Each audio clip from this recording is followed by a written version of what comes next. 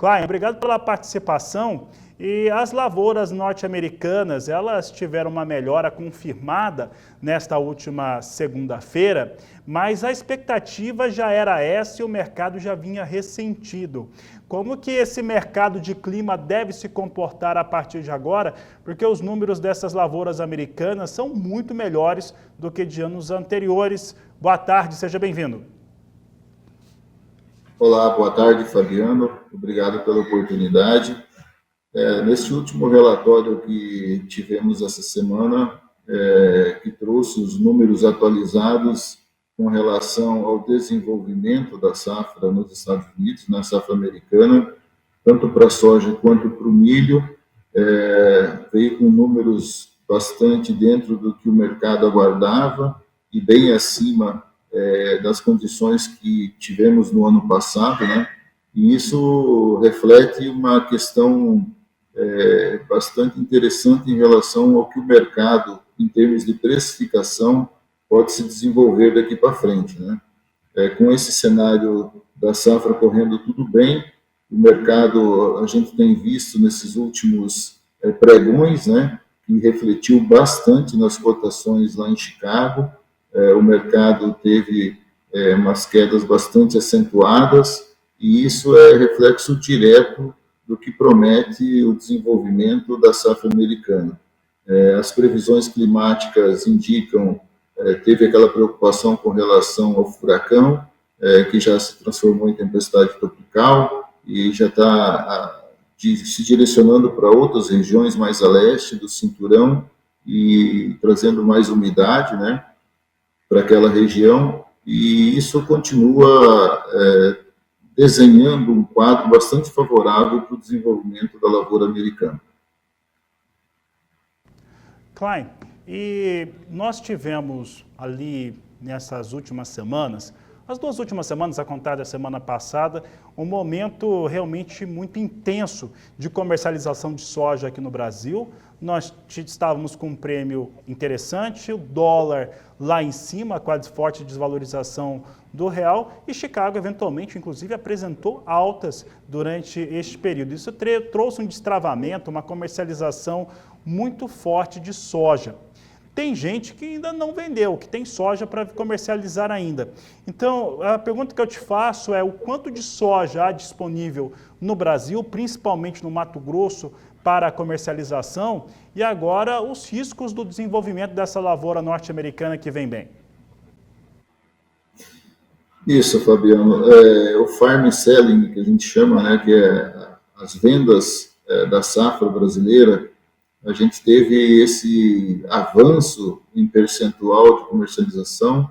Muitos produtores aproveitaram esse momento que coincidiu o posicionamento dos prêmios em alta, né, mais positivos do que vinham trabalhando.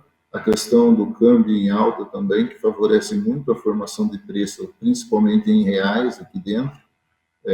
Mato Grosso hoje fala em 85% da safra 23, 24 já comercializado. Ainda existe um volume considerável a ser vendido, né?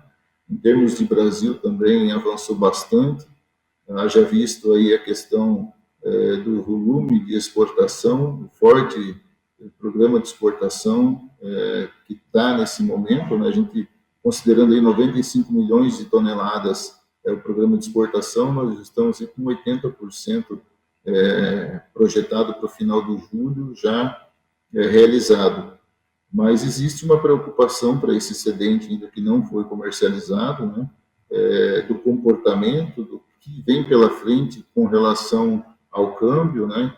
Se esse câmbio se mantém nesses níveis ou se daqui para frente há um cenário de queda do câmbio que vai impactar nos preços desse saldo de soja que ainda tem para comercializar. Então, assim, é um momento bastante apreensivo com esse cenário todo da economia brasileira, o comportamento do dólar lá fora também, mas o produtor, à medida do possível, a gente viu que ele comercializou bem e aproveitou pelo menos parte desse cenário que se desenhou de preços. Claro, um outro fator relevante também aqui no Brasil é que a gente entra num momento já muito próximo à semeadura da soja 2024-2025. Os estados começam a ter o final de vazio sanitário a partir do dia 15, cada estado tem uma agenda diferente, mas de qualquer maneira é uma safra que deve ser bem mais desafiadora que a 23-24, por conta do potencial de safra global, acima de 420 milhões de toneladas. Ao mesmo tempo, o Plano Safra agora foi apresentado, que acaba atendendo os médios e pequenos produtores. Como que você acha que deve ser o investimento desse produtor brasileiro, desse produtor mato-grossense principalmente? Olha, Fabiano, pelo que a gente tem conversado, principalmente com os clientes de maior proximidade que a gente atende, o pacote, vamos dizer assim, tecnológico, ele, por parte do produtor, ele não mudou muito em termos de algum tipo de redução de tecnologia.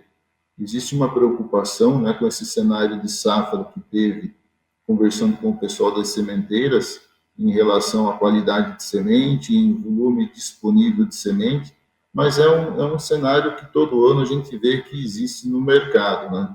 Existem algumas coisas ainda para o produtor travar, um percentual tanto de fertilizantes quanto do pacote como um todo dos agroquímicos, de sementes, que ainda falta, alguns produtores ainda não se posicionaram, apesar do prazo que nós temos aí, né, está bem em cima da safra, mas existem alguns componentes ainda a serem definidos.